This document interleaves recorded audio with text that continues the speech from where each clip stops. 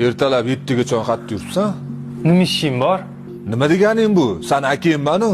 Yordam berishga kelganda hech kim yo'q.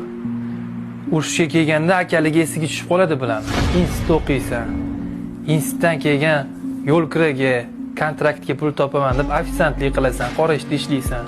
O'sha payt manba aka yordam berish o'rniga ustingdan kuladi. Bir amallab institutni ham bitirasan, ishga kirasan, pul topasan, uy-joy, mashina qilasan.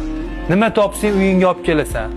Uyingga qo'ldan kelgancha yordam berasan. Lekin ishdan kelgan ozgina miyani chalg'itish uchun o'zing uchun yashamoqchi bo'lsang, mamta akang paydo bo'lib qolib, qatdan kelyapsan deb tergiydi.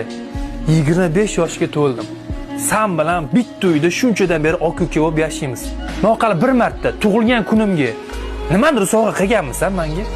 Yoki turnovkamga vuznos to'laganmisan? Men sendan akalik mehrini, to'g'risini aytaman, umuman his qilmaganman. Boshqalarning akasi ukasini boshiga ozgina problema tushib qolsa, yonida bo'ladi, poddeshka qiladi, ozgina finansiy yordam beradi. Sen faqat tergiysan. Sal o'ylab ko'rgin, g'alati emasmi? Mendan yoshing katta. Bu gaplarni men emas, sen bilishing kerak. Men sendan nimadir o'rganishim kerak. Lekin senda o'rganadigan narsa yo'q. Ja xo'jayinchilik qilgin kelsa, borib xotiringga xo'jayinchilik qilasan, tushundingmi? Ikkinchi eshitmayman menga bunaqa gapirganingni.